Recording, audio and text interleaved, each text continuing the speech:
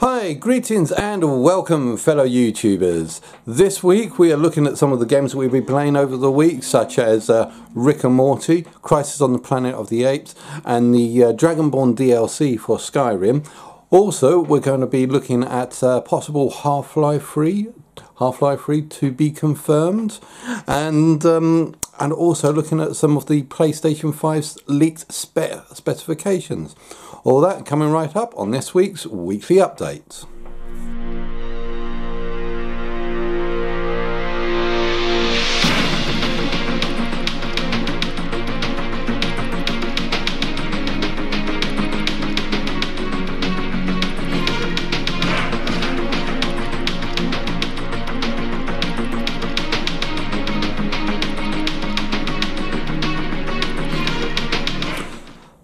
Hi there, sorry, right, first up what I want to do is sort of rearrange this format a little bit. Now I know that I try to keep myself all the way over to the left so that we can put on pictures up in the bottom or put in information there, but that doesn't seem quite right to me. I mean, that sort of seemed like low. I want to see a bit more professional type of format. So firstly, what I'm going to do is I'm going to grab this screenshot here and then move it up to the top left hand corner, just like that. Okay, so now we've got this all empty space here, down here, nice big black empty space. So what we're going to do, please don't get triggers. So what we're going to do, let's try and fill it up. Let's see, right here next to me, what I'll have is nice Kimber. So hi Kimber. Nope. Look at over there because that's where Kimber is. So I'll put her over here. So nice little banner. So if anything, anytime that I try to speak or say something that I forget in the video, then Kimber can also take it. Can also speak for me during post, so that she can say her little words. You right, Kimber? How's it going? You like your new place there? You like my cheers, do you? Is that all you have to say for being up there? You like my cheers? Yep, I'm sure you do. Okay, actually, I don't think I will have you up there because I think I'll have I want to have my banner up here. So I'll put you down to the bottom. Sorry, sorry about that. And I'll have here my title bar. Okay, so we've got my title bar and a nice little the Stickmen Max PSVR or Maxius 22 as I used to be called. Yeah, maybe in the future I'll get them animated so they start swinging around or talking, bobbing their heads around. But I mean, just for now, I'll have that as a non-animated bar. And we'll have this area down here. It's going to be all. It's going to be for the videos, so any new video that comes in, I'm going to start putting them in there, so you've got this massive area that we can put all the... But right now, it's all blank, isn't it? So, what am I going to do about this slot? Sorry, what am I going to do about all this slot down here?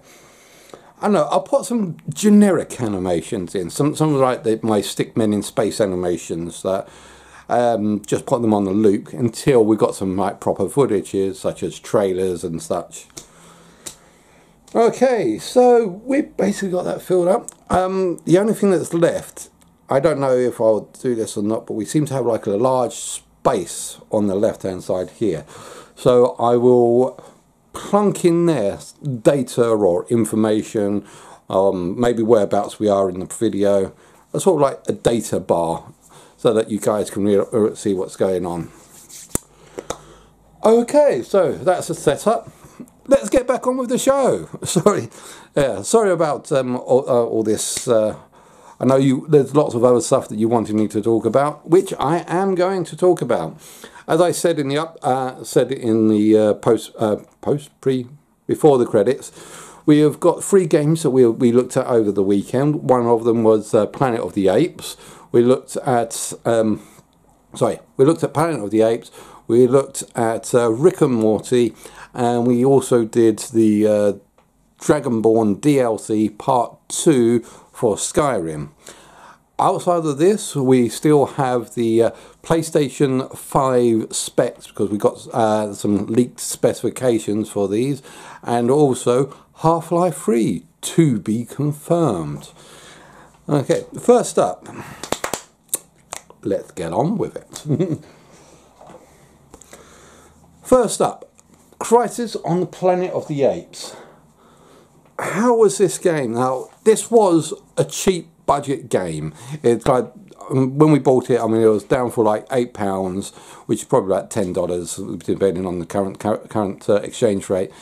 It was a cheap enough game, and you can tell that it's a cheap game because the graphics, the movements, the motion, the sensors, the entire game reeks of being a cheap production. In fact, there was even one point where when I was trying to pick the gun up, it kind of crashed out on me. However, in saying that, I actually did I kind of started enjoying this game after a little bit, after the first bug and crash. I really started getting into the game. I like the story. I like the idea that it comes through as you are a captive slave being mistreated by these human oppressors, and the crisis is that spoiler alert, and the crisis is that because of how badly treated the apes are, they rebel and they fight for their own freedom. Which, if you have watched the series of Planet of the Apes, going from start all the way back in like 1960s, 1970s, I can't remember when they started. Thank you, Kimber. See, I told you it's going to work. Yeah, all the way back then, it really... that's kind of what it was based about, the oppression of humans over animals, because we always think that we're in the right. If this sort of scenario happens, would this be the sort of world that would take place? And I also did like the fact that when it was working with the motion controllers, you had to start moving around as if you were an ape, where it would be swinging from the bars up atop or just moving along. I felt like I would, when you watch like the chimpanzees or monkeys or whatever, orangutans, whatever you think. When you're watching them on TV, they're moving their arms in certain ways, and although when I got the move controllers, I immediately thought, oh, it's this like strength vector for apes. It was exactly the same type of move controls where you have to like move my arms like this, but as the game progressed, I kind of felt my arms moving as if I was.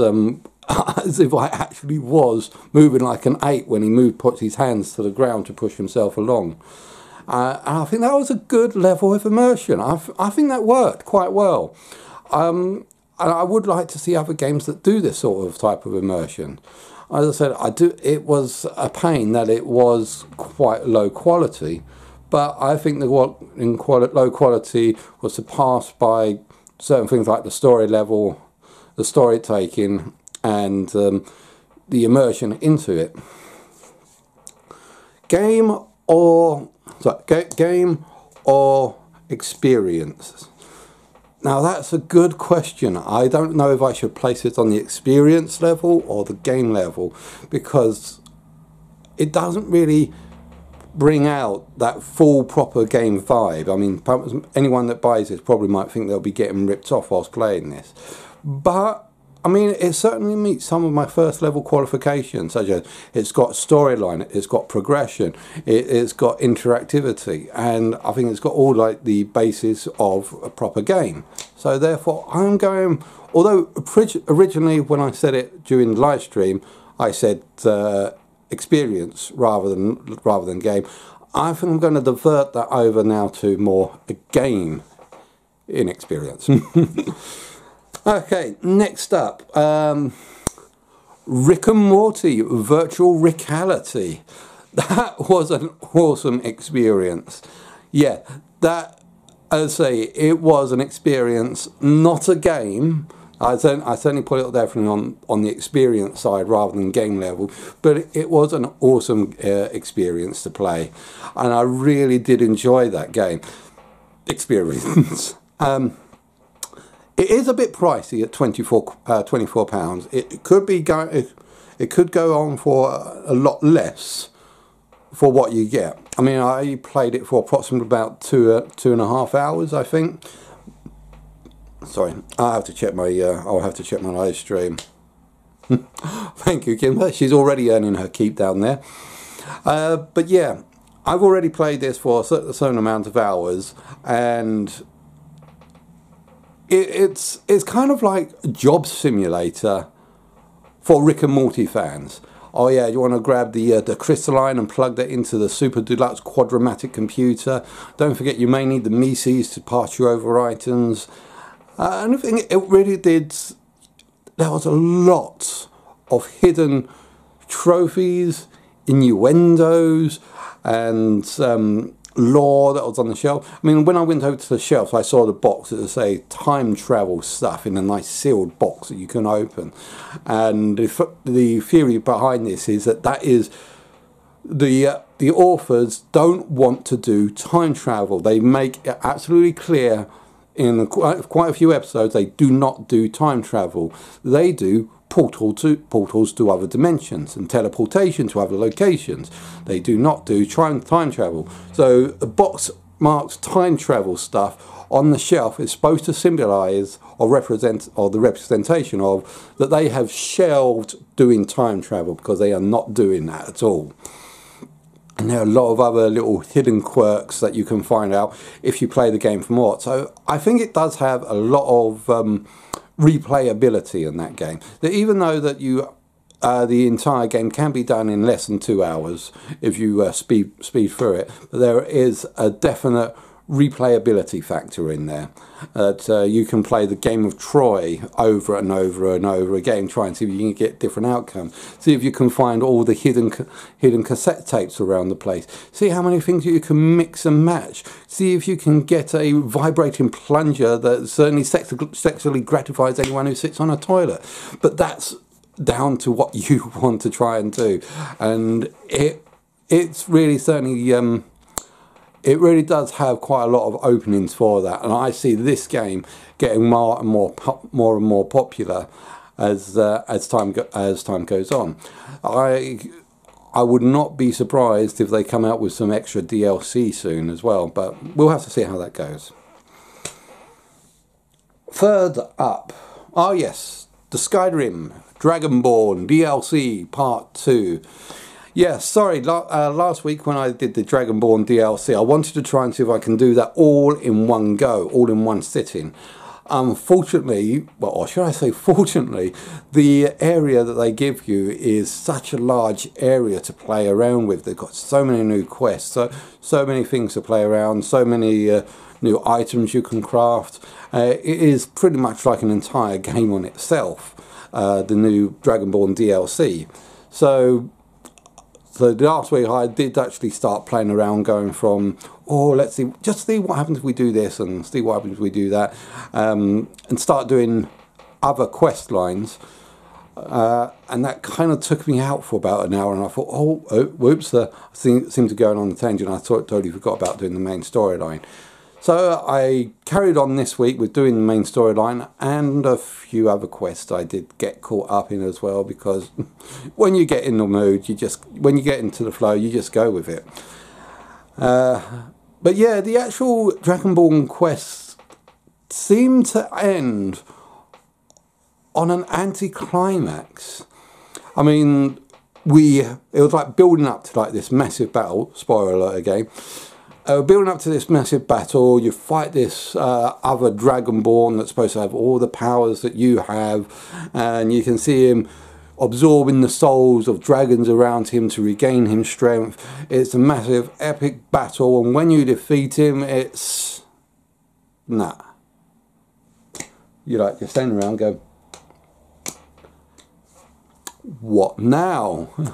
I was half expecting something like, what, no fanfare, no nothing. You just dropped down into the harsh, cold wilderness that is the area that you left from, with its snow and such, and person walk up to you and say, thank you, bye.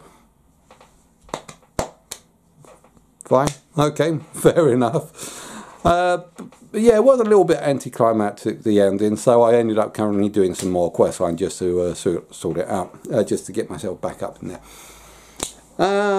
fine.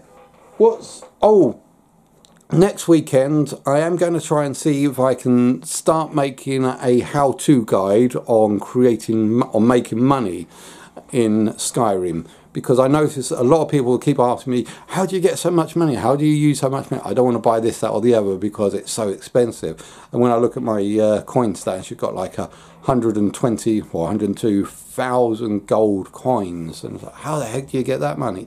Are you like, are you cheating? Are you doing something? No real cheats. I'm just doing certain simple basic tasks. Yeah, admittedly it took me about 50 hours, but certain simple basic tasks. I did my 24-hour challenge to get that. So I will be making a how-to guide on making money for Skyrim. Right, let's have a little look up. Welcome to the video. This part we're going to be talking about Half-Life 3 to be confirmed. Yeah, so I say welcome to the video now because I'm sure that a lot of people that have just joined in was only interested in the Half-Life 3 bit or the PS5 bit and just skipped to this part. So hi, greetings. Please subscribe. We've got lots of good stuff that's going on, lots of PSVR stuff. But as I said, right, the part that you're after, Half-Life 3. Now, it looks like Valve, with Gabe Newell, our Lord and Master, are trying to counter free, and they look like they might be doing a pretty good job about it. They released a statement quite unexpectedly out in the open saying that Valve are going back into the game development business. Wow, okay, cool, fine, fair enough. What games are you currently making? What have you got an idea? Oh, we're not going to tell you what games we're going to make, but I can tell you this, that we are currently working on 3 different titles. So there's loads of speculation out there at the moment as to what the 3 different titles are going to be. So we're like looking to say, are we going to look at Portal 3? Are we going to look at Half-Life 3? Are we going to look at Team Fortress 3? Or what 3 are we going to be getting? Or are we getting all of those or none of those? But also along this lines, it looks like they are developing, they've got a real heavy focus on VR. Maybe PSVR, maybe Oculus 5. But don't forget, Valve were the people who also helped bring in the Vive. They were one of the major backers or supporters. I can't remember if they actually invented it or no. I could be wrong. Ignore that. Wipe that. So over the next few weeks, Valve are going to be watched very closely because we are looking for what these new free games are that they're currently developing on, and hopefully we may, fingers crossed, touching stuff being knocked on the floor, touching wood, we may be getting a Half-Life 3, so we'll look out for that in the future. PS5. Okay, next up is we wanted to talk about the PS5. Let me just get my specs up. Okay, now there has been some specs that have been released from someone who worked at some unknown software company who shall be renamed anonymous, simply because I don't know who they are and I wouldn't say if I did. There has been some specification leaks. Now I've got like a little note down here as to what some of these specification leaks are. First up, it looks like the CPU will be an AMD Zen 8-core single-chip custom processor. They are going to, AMD are going to be making a processor customly designed for the PlayStation 5. The GPU, graphics processor unit, will be 14.2 teraflops AMD Navi graphics engine. AMD new generation of graphics device systems. Fine, fair enough. Memory, 32 gigabytes GDDR6 technology, and 1 terabyte of SSD storage. Now, I may be a little bit out of the loop when it comes to computer technology, because last computer technologies that I started learning around was about Pentium processors. The P45 or P90 was the top of the range at the time. So I mean, I used to know technical jargon, but I seem to be a little bit out of the loop as to what it's going for at the moment. But I have had it on good words that this is extremely impressive for a console to have this sort of technology. Now, this is where there's another little bit of debate that's going on. Is this going to be the technology that's going to be put into the new PS5, which is going to be, PS5 is also going to be codenamed Project Epsilon, which ironically is the 5th letter in the Greek alphabet. I think it's the Greek alphabet. Yeah, Project Epsilon. So keep an eye out for Project Epsilon. Now, we don't know if these are going to be the technology that is going to be put into the PlayStation 5. If it is, it's going to be absolutely awesome. But we are fearing that this may just be a limited, the minimum specifications that's needed for the development kits that are going out to people. I just got some more that's just come up. It is mentioned that the PS5 is aiming for 4K DisplayPort for UHD TV owners, native Ultra HD resolution, improvements also on HDTVS through super sampling. Sounds good, doesn't it? Sounds good. Not really sure what some of that means, but it sounds good. Okay. Like I said, this is all supposed to have been leaked through sources on a Twitter account that was deleted within 30 minutes of when it was posted. So we don't know if these are going to be the actual specifications, it's just rumoured, or just leaked bogus footage. We don't know either which way. If these are the specifications that are supposed to be going into the new PS5, then PS5 is starting to look absolutely amazing. There are also other rumours that the PS5 is going to have full VR integrativity, meaning that every PSVR, sorry, not every PSVR, every PlayStation 5 is going to be fully... Now here's where I'm going to get a little bit mixed up. It could be either fully supported or fully integrated. So if it comes with a headset or it's ready to take a headset, I don't know. But I think the point is that, you know, with the PSVR that you got at the moment, you've got that massive external box that's supposed to take up a lot of space and everyone hates. The idea is that that box is going to be inside the actual PlayStation itself, so it's not going to be a separate unit, it's going to be inside and part of it.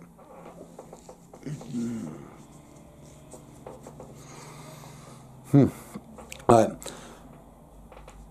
But another thing is the actual release date. Now, there are a lot of people saying that it might be coming out for the Christmas rush of 2018.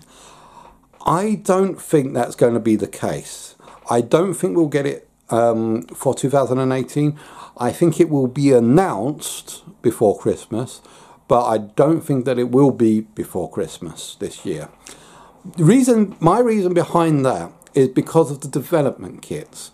Now, they are saying they're sending out the development kits now for people to start making computer games for these devices. And normally they send these development kits out approximately about 2 years in advance, so that people know that this is the stuff we're going to be coming out. You've got 2 years to try and create a decent game for us. So therefore the developers, the AAA industries and all the people will want to be first product release, first day release games. They've got 2 years to try and see if they can come up and create something that's good and wowing everyone. So therefore, that would actually, if those development kits were coming out now, that means that we'll be looking at the PlayStation 5 in 2020, not 2018. But I'm sure that a lot of people heard, oh, development kits are going out, there must be a new PS5 coming out soon. This is 2018, it's coming out before the Christmas rush 2018. I don't think that's going to happen. If anything, I think there's going to go for like a half and half. I think it's going to be 2019. It'll be ready for Christmas 2019 is my sort of accurate my prediction. So, place your bets, ladies and gentlemen. Which year's going to come in first for the new PS5? And I think that might be it for today. Let's have a look, see if just have a quick rundown. Yeah, done Rick and Morty, done Crash and Play Out, done Half-Life 3, done PlayStation 5 packs, and finally, the only thing that's left to say is I hope you enjoyed looking at the new formats. I hope that it works out. If you think there's any changes that needs to be, because I am trying to grow as a channel, so I will welcome any support or any recommendations that you give. So if you want this change in a certain way, I think that it would be better if your head's on the right hand side rather than the left, or in the bottom right hand corner, or do you really want Kimber to be up on top and get rid of the banner? Well, that's up to you to decide. So tell me what you guys will think will be best, and leave information down in the comments. Where do you think that PlayStation 5 is going to be coming out? Do you think that Half-Life 3 is confirmed, or is it still yet to be confirmed? Thanks very much for watching. I hope you've enjoyed watching this as much as I've enjoyed creating this. Thanks very much. Please don't forget to like and subscribe, and I'll see you guys out there.